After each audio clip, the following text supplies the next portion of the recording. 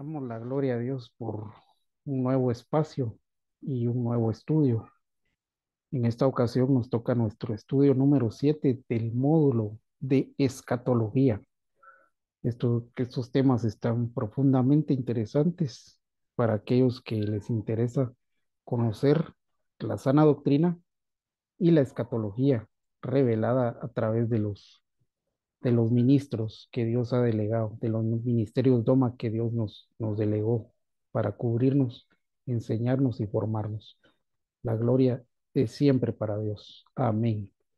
Continuamos con nuestro siguiente tema, que es el sueño del rey Nabucodonosor.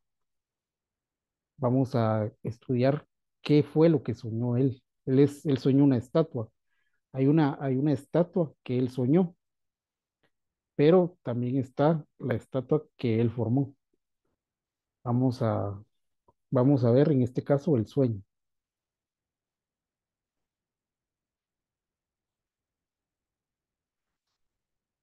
Pero hay un Dios en los cielos, el cual revela los misterios y ha hecho saber al rey Nabucodonosor lo que ha de acontecer en los postreros días. He aquí tu sueño, las visiones que has tenido en tu cama. Dios cambia los tiempos, quita y pone reyes. Amén. Este versículo lo han agarrado los políticos y de una manera, y los propagandistas políticos que no interpretan. Lo que ellos no interpretan es que Dios también pone malos reyes, es decir, para tener un trato con las personas. No quiere decir que Dios siempre ponga reyes buenos. Dios también permite que reyes malos gobiernen.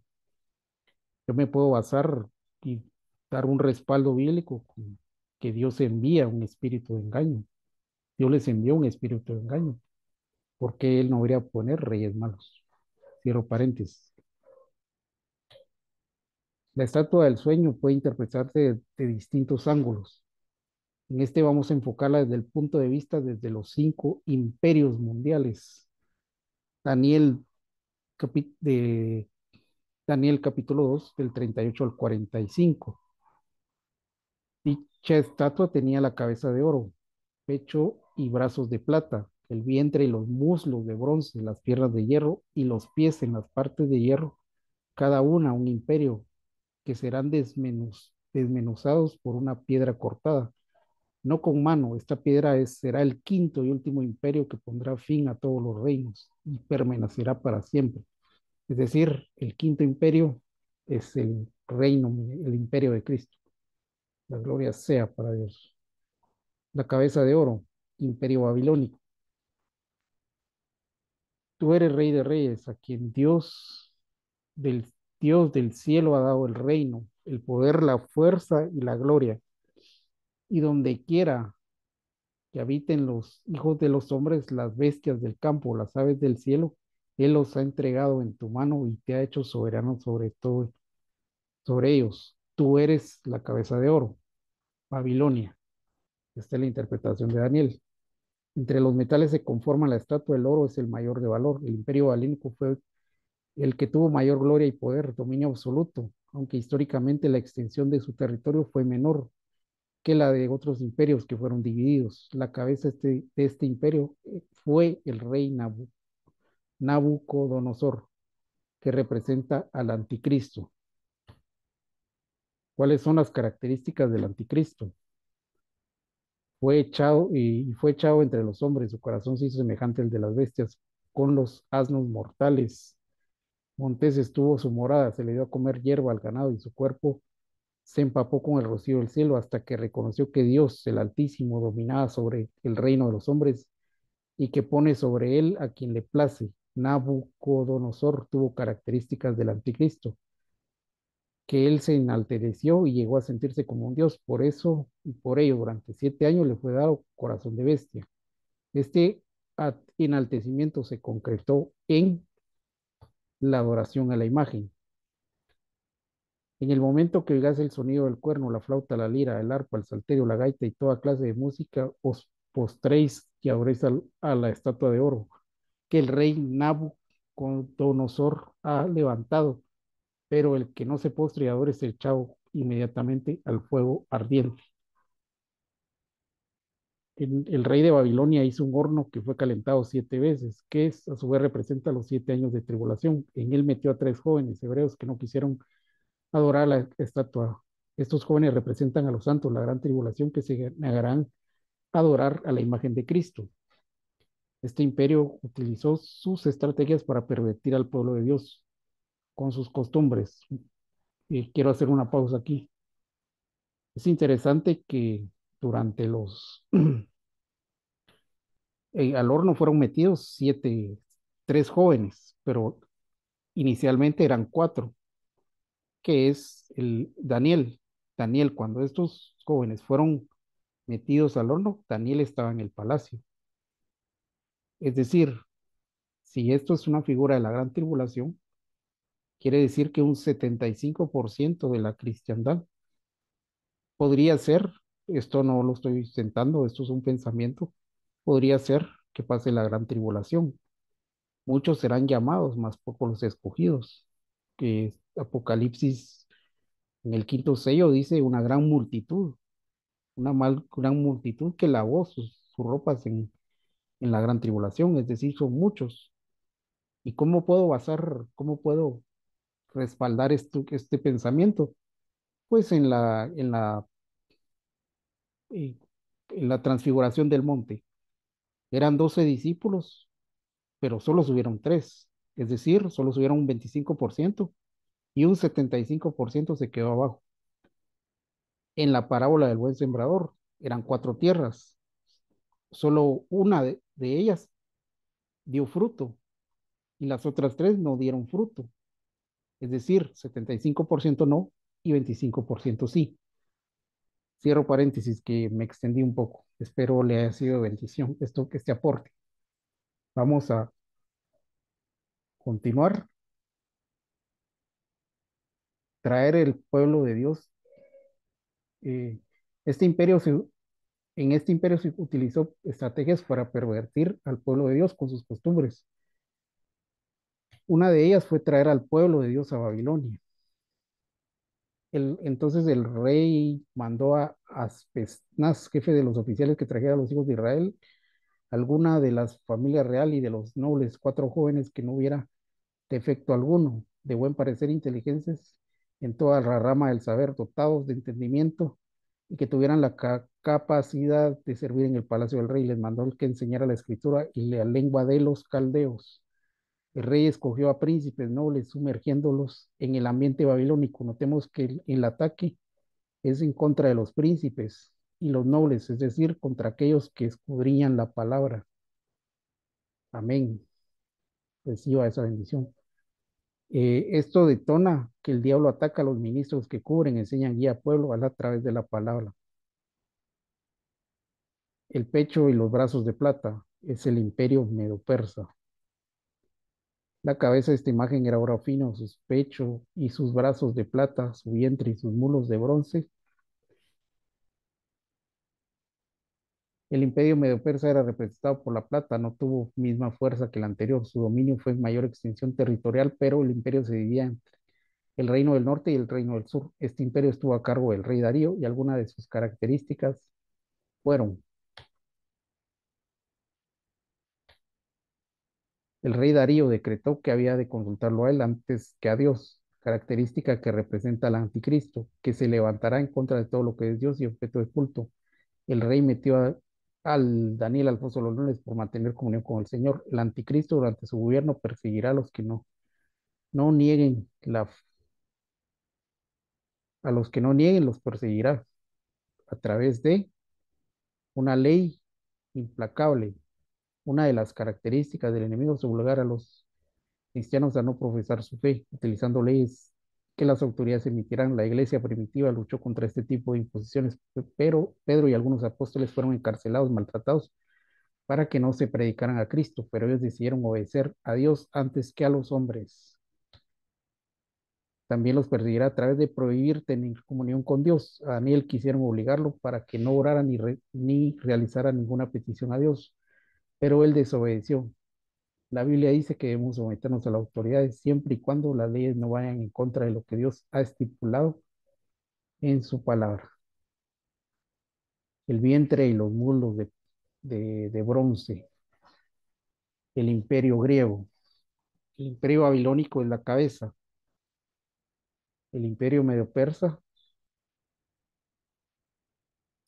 es el pecho y los brazos de plata,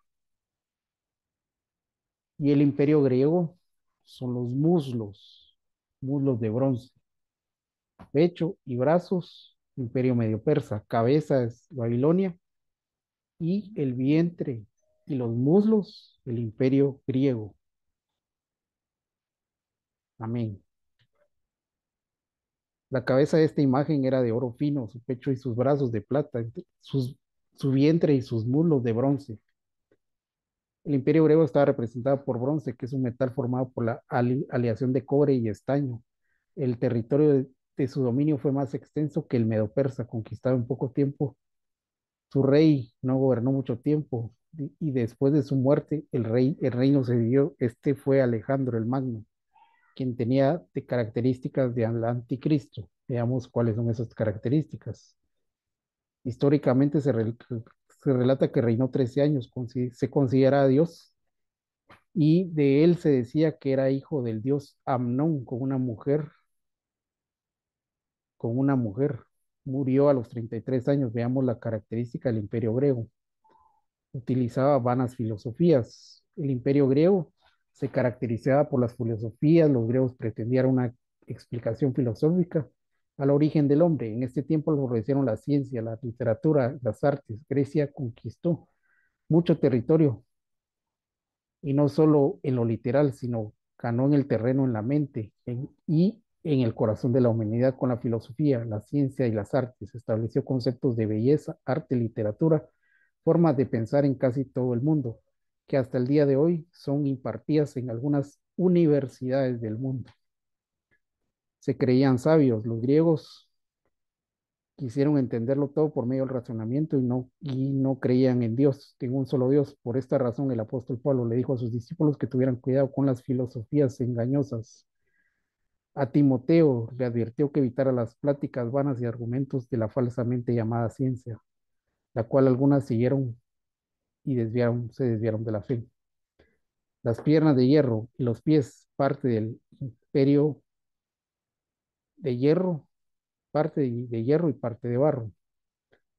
Sus piernas de hierro, sus pies, su parte de hierro, en la parte de barro cocido, el imperio romano fue de hierro, que nos habla del despotismo y la crueldad que lo caracterizaron. Algunos emperadores romanos tuvieron una gran relevancia, como el emperador Nerón, quien también era un anticristo.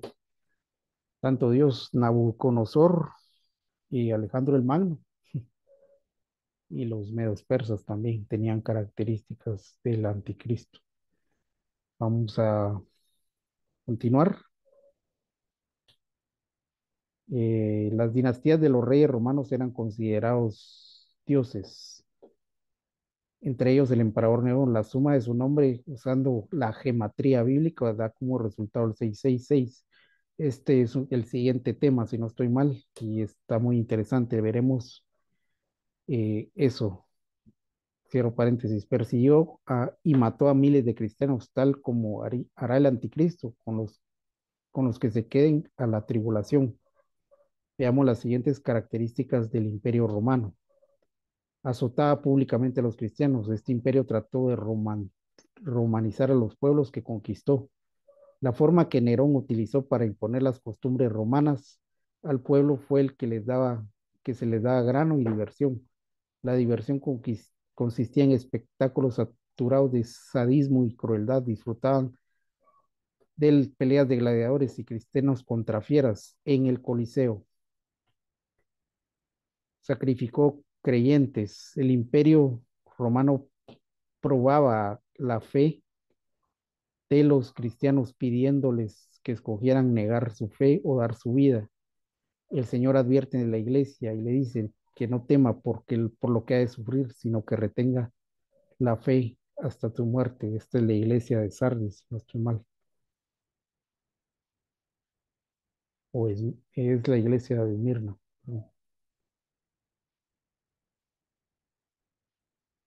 Amén. Persiguió y martirizó a los verdaderos cristianos. En la iglesia del Señor hubo mártires que con su muerte glorificaron a Dios.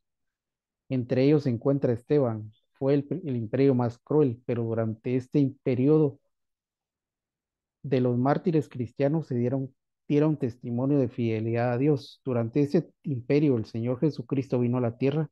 Él dominó el imperio romano. Era tan fuerte que los judíos esperaban que el Mesías viniera a salvarlo literalmente de los romanos. Los 10 dedos de la estatua, este simbolismo nos habla del resurgimiento del imperio romano al final de los tiempos, con la intención de formar un quinto imperio. Representan 10 naciones de Europa, representan 10 naciones de Europa que se unificarán con el hierro, con el barro. El hierro y el barro no se pueden mezclar, ellos tampoco se unirán, solo harán alianzas humanas. El número de 10 es un número literal, no es un número literal, sino simbólico que nos habla de totalidad para que Europa surca como una potencia económica que tiene que unificarse. La piedra cortada, este es el quinto imperio,